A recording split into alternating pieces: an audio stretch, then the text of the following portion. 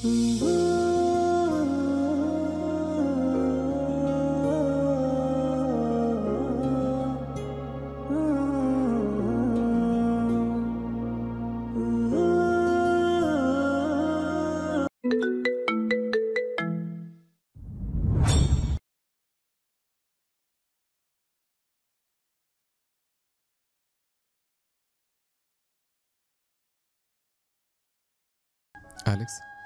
আমার জানার মধ্যে তুমি জানো তোর এখন কোথায় আছে? মিহালের কথায় অ্যালেক্স অনেকটা ঘাবড়ে যায় আর সে নিজেকে ঠিকভাবে প্রেজেন্ট করে বলে, দেখো অ্যালেক্স, তুমি জানো আর আমিও জানি এই তোর ডেলিভারি ডেট খুব নিকটবর্তী। ওর যে কোনো সময় ডেলিভারি পেন হতে পারে। তখন ওকে কি সামলাবে? হাসপাতালে নিয়ে যাবে? আমার মাথা কাজ করছে না, প্লিজ বলো। তুমি ভুল ভাবছো। আমি জানি না নূর কোথায় আছে, আর নূর যেখানে আছে নিশ্চয়ই ভালো আছে, নিজের সুরক্ষা বুঝেই আছে। মিহাল এবার নিজের এক হাত দিয়ে চুলগুলো টেনে খুব শান্ত ও গম্ভীর ভাবে বলে, আমি অনেক আগে থেকে জানি তোমার সাথে তোরের যোগাযোগ আছে, তো আমি চুপ করেছিলাম, কিন্তু এখনও চুপ করে থাকতে পারছি না। তুমি সহজে বলবে, নাকি আমি তোমাকে অন্য উপায় বলতে বাধ্য করব? কথাটা শুনে অ্যালেক্সের ভ্রু কুঁচকে আসে। অন্য উপায় বলতে? মিহাল বাঁকা হেসে বলে, জাস্ট ওয়েট অ্যান্ড ওয়াচ। এরপর মিহাল রিজভিকে ইশারা করে কিছু একটা। রিজভি তখন ওদের থেকে কিছুটা দূরে দাঁড়িয়েছিল। মিহালের ইশারাতেই রিজভি সামনের দিকে এগিয়ে আসে আর অ্যালেক্সকে পেছন থেকে জাপটে ধরে।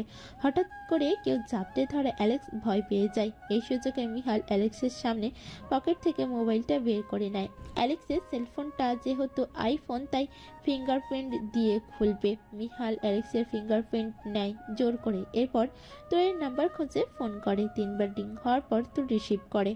হ্যালো অ্যালেক্স, তুমি হঠাৎ করে এই সময় ফোন দিলে? আমি মাত্র বাড়িতে ঢুকেছি। তুরের আওয়াজ শুনে মিহালের যেন নিজের বুকের মধ্যে প্রশান্তির হাওয়া দোলা খেয়ে যায়। মরুভূমির বুকে এক ফোঁটা পানি যেমন তৃষ্ণার্তে শুষে নেয়, ঠিক তেমনই মিহালের কানে এতদিন তুরের আওয়াজ শোনার জন্য যেন ব্যাকুল হয়েছিল। সময়টা এখন ডিসেম্বর মাসের শেষের দিকে, তাই দারুণ শীত এসেছে প্রকৃতিতে। তুরের গলার আওয়াজ শুনে মিহালের মনে এক উষ্ণ অনুভূতিরা যেন জেগে উঠেছে। তোর ফোনের অপর পাশ থেকে কয়েকবার অ্যালেক্সের নাম নিয়েও যখন কোনো সার শব্দ পাচ্ছে না, তখন সে কিছুক্ষণ চুপ করে বলে, মিহাল। মিহাল নিজের নামটা তার মায়াবী মেঘকন্যার মুখ থেকে অনেক দিন পর শুনে তার আর অধরে খেলে যায় প্রশান্তির মুচকি হাসি। কিছুটা মলিন কণ্ঠে বলে, চিনতে পারলে অবশেষে।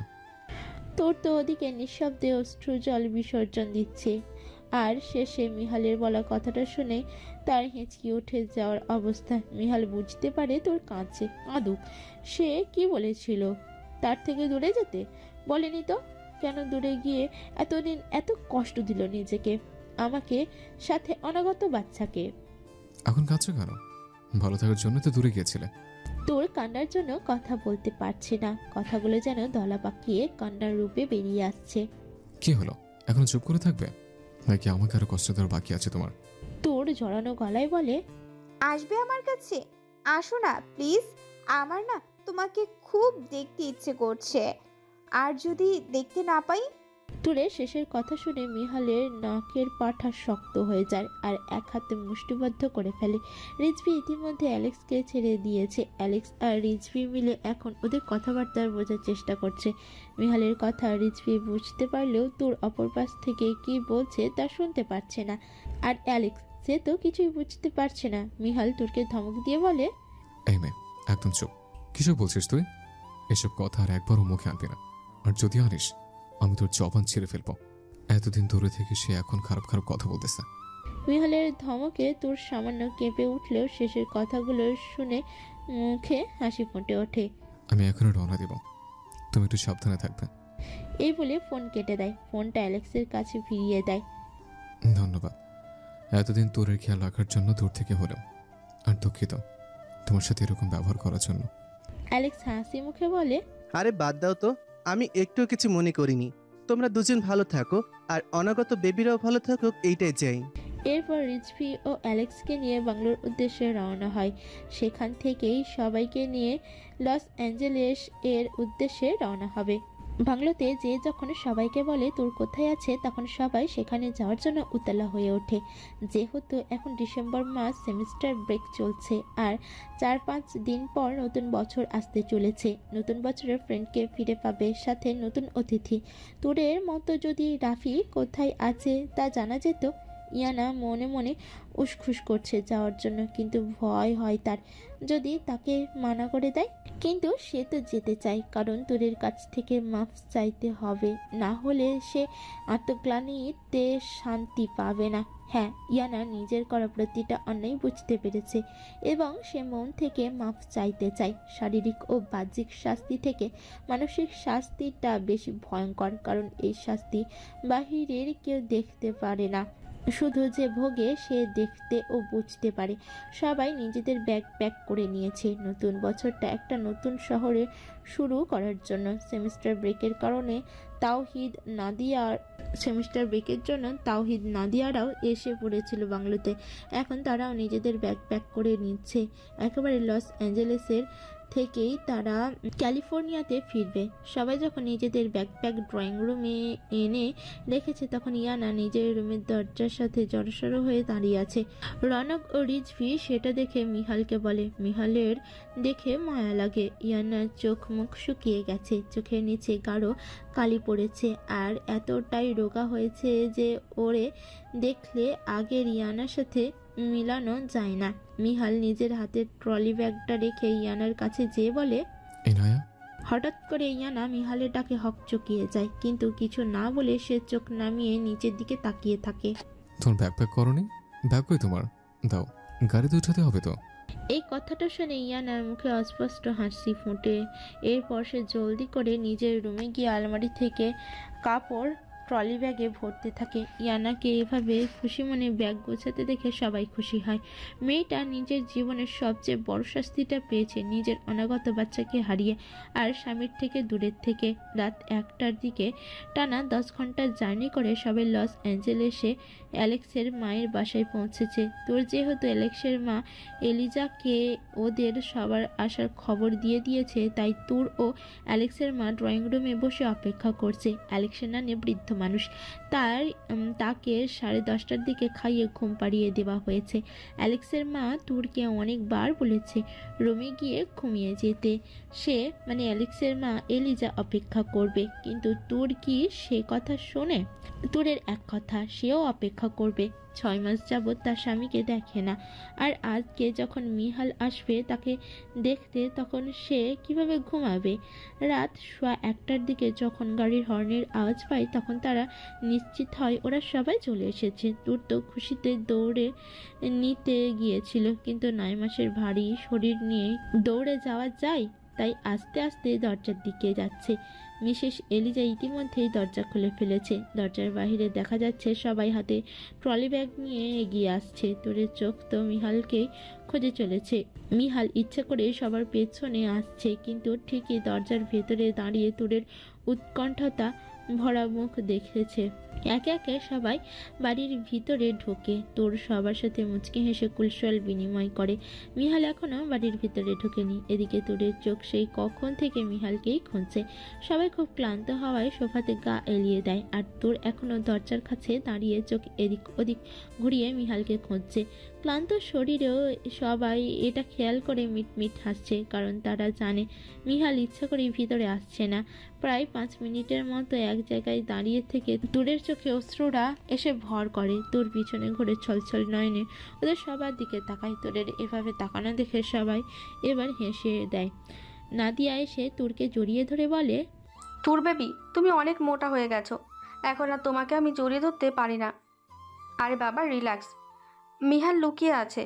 কথাটা বলে নাদিয়া মিহালকে ডাক দেয়, আর মিহাল ডাক শুনে ভিতরে আসে। মিহাল ভিতরে এসে তোরের থেকে 1 হাত দূরে দাঁড়িয়ে আছে, আর নাদিয়া নিজের জায়গায় চলে যায়। আবার একে অপরের দিকে কিছুক্ষণ তাকিয়ে থেকে তোর মিহালকে জড়িয়ে ধরে, নিঃশব্দে অশ্রু বিসর্জন দিতে থাকে। মিহালের মুখে ফুটে উঠেছে এক চিলতে আনন্দের হাসি। এভাবেই তারা অভিমানের পালা শেষ করে। অ্যালেক্সের মায়ের বাড়িটা বেশি বড় না হলেও 6টা রুম আছে। 6টা রুমেই একটা টুর ও মিহালের, আর একটাই অ্যালেক্সের মা, নানি ও এলিনা। 2টা রুমে 7 জন মেয়ে, বাকি 2টা রুমে 11 জন ছেলে কোনো মতে ফ্লোরেও বিছানা করে আছে। অর্কর কাজিনের 2 ফ্রেন্ড, তারাও ওদের সাথে এসেছে। মিহাল তোর যে রুমে থাকে সেখানে ওয়াশরুম থেকে ফ্রেশ হয়ে ট্রাউজার পরে ও ঘাড়ে তোয়ালে ঝুলিয়ে বেরিয়ে দেখে তোর বিছানায় পা ঝুলিয়ে বসে আছে। মিহাল তোয়ালেটা ঘাট থেকে সরিয়ে পাশের টেবিলটার ওপর রাখে। এরপর তোরের সামনে দাঁড়িয়ে তোরকে তীক্ষ্ণ চোখে অবলোকন করছে। তোর এভাবে তাকিয়ে থাকার মানে বুঝতে পারছে না, তাই প্রশ্নোত্তক দৃষ্টিতে মিহালের দিকে চেয়ে আছে। এবার মিহাল বলে, তুমি গোলুমোলু হয়েছে ঠিক আছে, কিন্তু তোমার পেটটা একটু বেশি বড়, তাই না? কথাটা শুনে তোর কপাল কুঁচকে তাকায়। তোরের এভাবে তাকানোর মানে হচ্ছে তুমি আমাকে মোটা বললা? মিহাল সেটা বুঝতে পেরে বলে, আরে না রে বাবা, আমি তোমাকে মোটা বলি নাই। আমি বলতে চাইছিলাম কি, আমি কায়রা আপুকে প্রেগনেন্ট অবস্থায়, মানে 9 মাস অবস্থায় দেখছি, তখন তার পেট এতটা বড় লাগে নাই। তোর কথাটা শুনে মুচকি হাসে, আর সে এটা বুঝে গেছে মিহাল জানে না টুইন বেবির কথা। কায়রা আপুর তো একটা বেবি হয়েছে, তাই তার পেট এত বড় লাগে নাই, কিন্তু আমার তো আর একটা না। মিহাল অবাক হয়ে চোখ বড় বড় করে তাকিয়ে বলে, মানে? তোর মুচকি হেসে বলে, উই আর এক্সপেক্টিং টুইন্স। মিহালের যেন বিস্ময়ে মুখ হাঁ আর বন্ধ হচ্ছে না। সে মুখ হাঁ করে তোরের দিকে তাকিয়ে আছে, আর তোর তা দেখে মিটমিট হাসছে। বিস্ময় কাটিয়ে মিহাল বলে, সত্যি বলছো তুমি? আমাদের টুইন বেবি হবে? মানে একসাথে 2 জন বাবা বলে ডাকবে?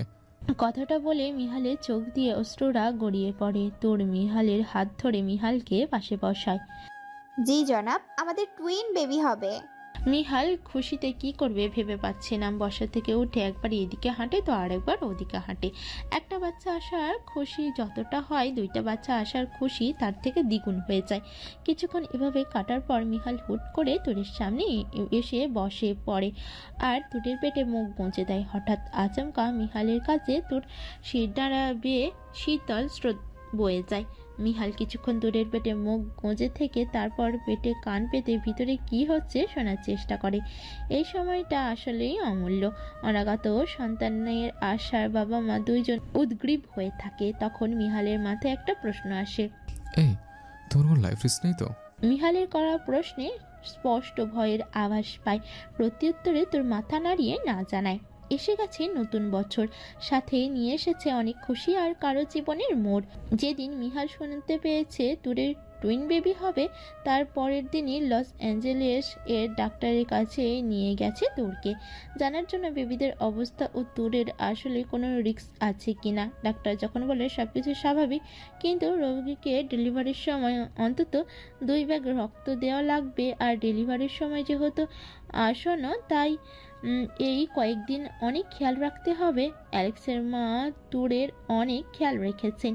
উনি যথেষ্ট কেয়ারিং একজন মহিলা ও মা। কিছু ভুল বোঝাবুঝির জন্য উনি ওনার স্বামীর থেকে দূরে আছেন, কিন্তু ভুল বোঝাবুঝির ব্যাপারটা জানতে পেরেও স্বামীকে সন্দেহ করার আত্মগ্লানিতে এখনো পর্যন্ত সেখানে ফিরে যায়নি। জানুয়ারি মাসের প্রথম দিন হঠাৎ করে রাফি এসে হাজির অ্যালেক্সের মায়ের বাড়িতে। অ্যালেক্সের মায়ের বাড়ির ঠিকানা রাফি পেয়েছে অ্যালেক্সের মাধ্যমে, কারণ লস অ্যাঞ্জেলেসে আসার পরের দিনই অ্যালেক্স তার বাবাকে ফোন দিয়ে বলে ভার্সিটির অথরিটিকে রিকোয়েস্ট করতে যে রাফি কোন ইউনিভার্সিটিতে ক্রেডিট ট্রান্সফার করেছে সেটা জানাতে। অন্তত ভার্সিটির অথরিটি যেন রাফির ওয়াইফের কথা চিন্তা করে জানায়। এভাবে অ্যালেক্স জানতে পারে রাফি কোথায় আছে। পরে রাফি যে ইউনিভার্সিটিতে ক্রেডিট ট্রান্সফার করেছে সেই ইউনিভার্সিটিতে অ্যালেক্সের ছোটবেলার বন্ধু আছে। তার মাধ্যমে রাফিকে জানায় যে সে যেন এখানে আসে। রাফিও এতদিন ফ্রেন্ডদের থেকে ইয়ানার থেকে দূরে থেকে ভালো ছিল না।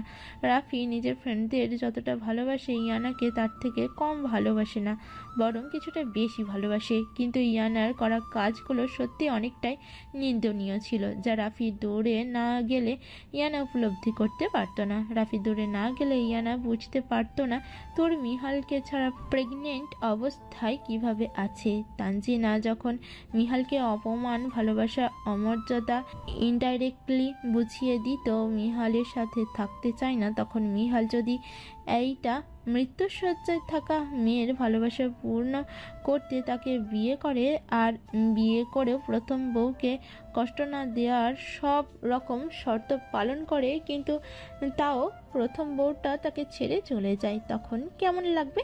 রাফি জানে ইয়ানা নিজের অন্যায় বুঝতে পেরেছে, আর অ্যালেক্সও তাকে শিওর করেছে ইয়ানা উপলব্ধি করতে পেরেছে সেটা। রাফি ফিরেছে, কিন্তু একা ফিরেনি। রাফির সাথে একটা বিদেশি মেয়ের সাথে দেখে মনে হচ্ছে 7 মাসের প্রেগনেন্ট। রাফির সাথে একটা মেয়েকে দেখে ইয়ানা দুনিয়া ঘুরে যাওয়ার উপক্রম, তার উপর মেয়েটা প্রেগনেন্ট। ইয়ানা স্তব্ধ নয়নে নির্বিশেষ তাকিয়ে আছে রাফির দিকে, কিছু না বলেই যেন চোখ দিয়ে অনেক কিছু বলে দিচ্ছে। শুধু কি ইয়ানা, এখানে উপস্থিত সকলে অবাক চোখে তাকিয়ে আছে। তাদের কারোরই বিশ্বাস হচ্ছে না রাফি আরেকটা বিয়ে করতে পারে। ইয়ানা অন্যায় করেছে, কিন্তু সেটা তুরের সাথে, রাফির সাথে না। তাহলে কেন এত বড় শাস্তি দিল মেয়েটাকে? তুর ও রাফি বাদে এখানে সকলে জানে ইয়ানা এই 6 মাস কিভাবে ছিল আর কি সহ্য করেছে। তুর ও রাফি জানে ইয়ানার মানসিক কষ্টে ছিল, কিন্তু তারা এখনও জানে না বাচ্চা মিসক্যারেজ হওয়ার ব্যাপারটা। সকলের এরকম চাহনিতে রাফি বোকা বনে যায়, কিন্তু যখন ইয়ানার দিকে নজর যায় তখন রাফির বুকটা ধক করে ওঠে। সে তো এরকম শাস্তি চায়নি, চেয়েছিল ইয়ানা তার করা ভুলগুলো বুঝুক, যা ক্রমশ অন্যায় রূপান্তরিত হয়েছিল। মন থেকে অনুতপ্ত হোক আর কখনো যাতে ওই রকম না করে। সে রাফি দূরে চলে গিয়ে বোঝাতে চেয়েছিল প্রিয় মানুষকে হারানোর কষ্ট। রাফি গলা খাকারে দিয়ে কিছু বলতে নিবে, তার আগেই তুর বলে, তোকে আমি বারবার বলে দিয়েছিলাম কোনো অবিবেচকের মতো কাজ করবি না। তুই কেমনে পারলি ইনায়াকে রেখে এই বিদেশি মেয়েটাকে বিয়ে করতে? মানলাম ইনায়া অন্যায় করেছে, কিন্তু তুই তো বিয়ে করে ওর অন্যায় করার পেছনে যে ভয়টা একটু হলেও কাজ করতো তা সত্যি করে দিলি। রাফি আবার কিছু বলতে নিবে, তখনই অর্ক বলে, ইনায়ার ওপর রাগটা আমারও আছে। ও তোরকে বাধ্য করেছিল সেখান থেকে চলে আসতে, কিন্তু তাই বলে তুই বিয়ে করবি আর একটা? তুই জানিস এই 6 মাস ইয়ানার সাথে কি কি হয়েছিল, কি কি সহ্য করতে হয়েছে মেয়েটাকে, কি কি হারিয়েছে। মানলাম তুই ওকে শাস্তি দিয়ে বোঝাতে চেয়েছিলি, কিন্তু উত্তর দেওয়ার শাস্তিটা কোন লেভেলে গেছে তুই তা ভাবতেও পারছিস না। বাকিরা সবাই চুপচাপ দেখছে, তাদেরও অনেক কিছু বলতে ইচ্ছা করছে। নাদিয়া ও প্রীতিশা ওই বিদেশি মেয়েটাকে খুঁটে খুঁটে দেখছে। নাদিয়া চুপিসারে মেয়েটার কাছে গিয়ে বলে, তোমার কয় মাসের প্রেগনেন্সি? মেয়েটা নাদিয়ার এমন প্রশ্নে হকচকিয়ে গেলেও জবাবে বলে, 7 মাসের। নাদিয়া ও প্রীতিশা একে অপরের দিকে চোখাচোখি করে, এরপর নিজেদের মধ্যে বলাবলি করে, নাদিয়া আপু, রাফি ভাইয়া সেখান থেকে চলে গিয়েছে 6 মাস হবে, তাই না? তাহলে এই মেয়ে 7 মাসের প্রেগনেন্ট কেমনে হয়? নাদিয়া কিছু বলতে নিবে, তার আগেই তাইজুল সেখানে আসে। সেটাই তো, রাফি সেখানে গিয়েই তো সাথে সাথে বিয়ে টিয়ে করে ফেলেনি, তাই না? পরিচয় হবারও একটা ব্যাপার আছে। ওদের 3 জনের সাথে রনক, আসফি ও তাওহিদ এসেও যুক্ত হয়। জারি নিয়ানাকে ধরে দাঁড়িয়ে আছে রাফিদের কাছে। পরিচিত বিষয়টা বাদ দিল 6 মাসের প্রেগনেন্ট হওয়ার কথা। আসফি এসে বাগড়া দিয়ে বলে, চুপ, 6 মাসের প্রেগনেন্ট কি 5 মাসের হতে পারে। তোদের কি রাফিকে এমন মনে হয় যে ড্রাঙ্ক অবস্থায় কোনো মেয়ের সাথে এমন করবে? আরে ভাই চুপ কর, আগে রাফিকে বলতে দে, তোরা তো কেউ বলতেই দিচ্ছিস না।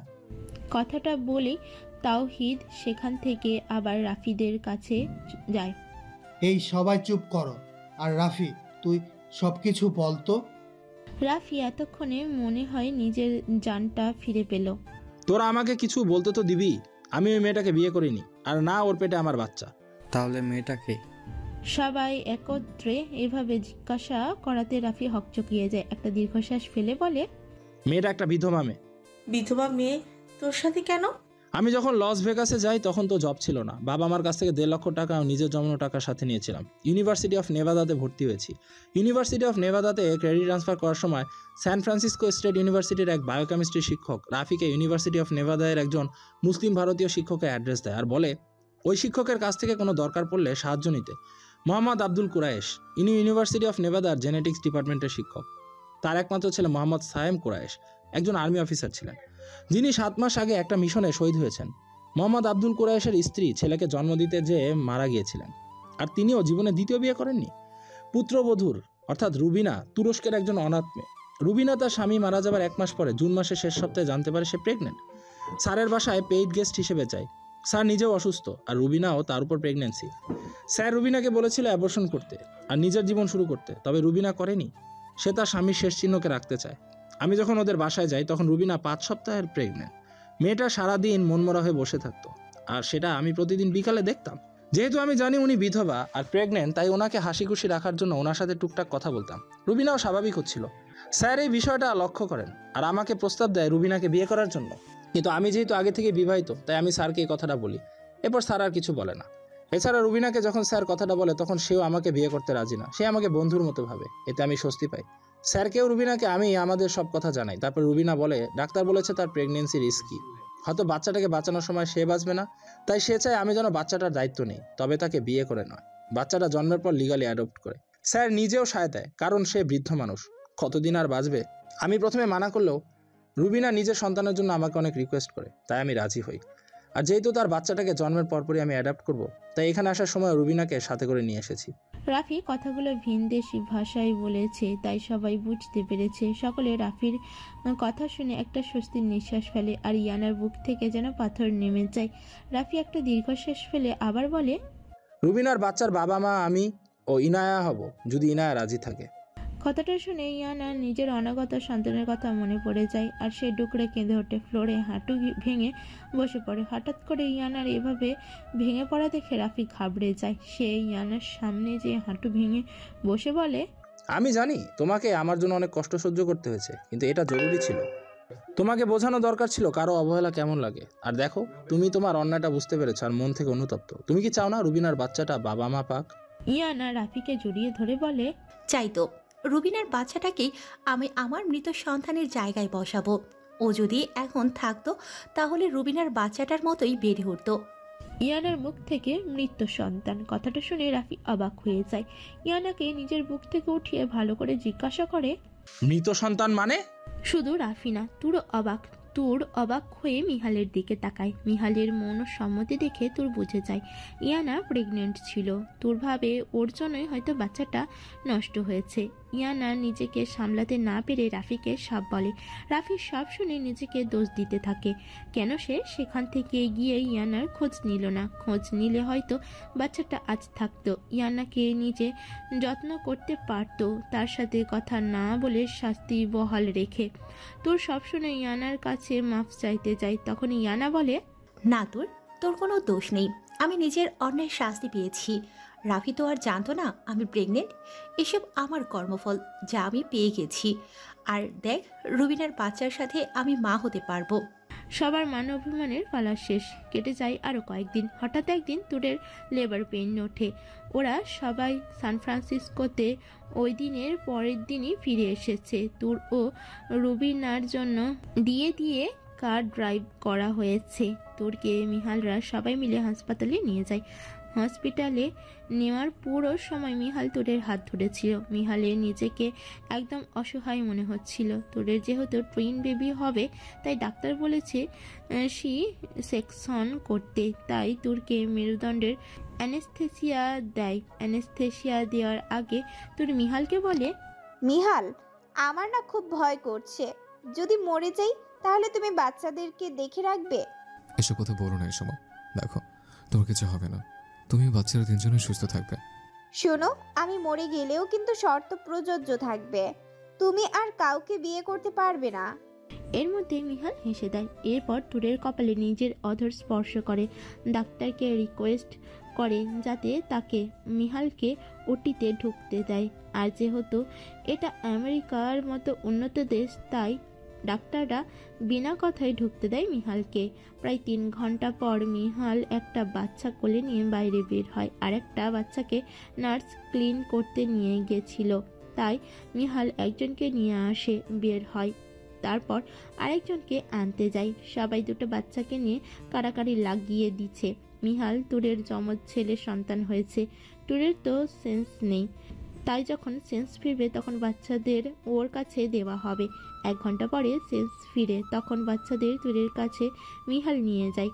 তোমাকে ধন্যবাদ এই দুজনকে এত কষ্ট করে জন্ম দেওয়ার জন্য, আমাকে পিতৃত্বের স্বাদ অনুভব করতে দেওয়ার জন্য। কথাটা বলে তুরের কপালে ও ঠোঁটের কোণে নিজের অধর স্পর্শ করায় মিহাল। বাচ্চাদের ডাকনাম রাখা হয় মেঘ ও নীর। সবাই 2 দিন পর তুর ও বাচ্চাদের বাংলোতে নিয়ে আসে। মিহাল তো বাচ্চাদেরকে চোখে হারায়, আর বাচ্চারা হয়েছেও বাপের ভক্ত। 3 বাপ ছেলে মিলে তুরকে রাতে ঘুমাতে দেয় না। বাচ্চারা তো ক্ষুধার লাগলেই উঠে যায়, আর মিহাল একটু পর পর তুরকে জ্বালানোর জন্য বাচ্চাদের জাগিয়ে দেয় আর তুরকে জ্বালায়। বাচ্চার কারণে তুর লাস্ট সেমিস্টারটা ড্রপ দিয়েছে, আর ইয়ানা রাফি চলে যাওয়ার পর ওই সেমিস্টারটা ড্রপ দিয়েছে। মেঘ ও নীর এর বয়স যখন 2 মাস, তখন রুবিনা বাচ্চা জন্ম দিতে গিয়ে মারা যায়। রুবিনার একটা মেয়ে হয়েছে। রাফি ও ইয়ানা বাচ্চা মেয়েটাকে অ্যাডপশনের সব ঝামেলা মিটিয়ে ফেলেছে। রুবিনার শ্বশুর 28 বছর আগে 6 মাসের সাইমকে নিয়ে আমেরিকায় এসেছিল স্ত্রীকে হারিয়ে। এখন সে পুত্র ও পুত্রবধূ হারিয়ে নিঃস্ব। নাতিটিকে অ্যাডপ্ট করে দিল।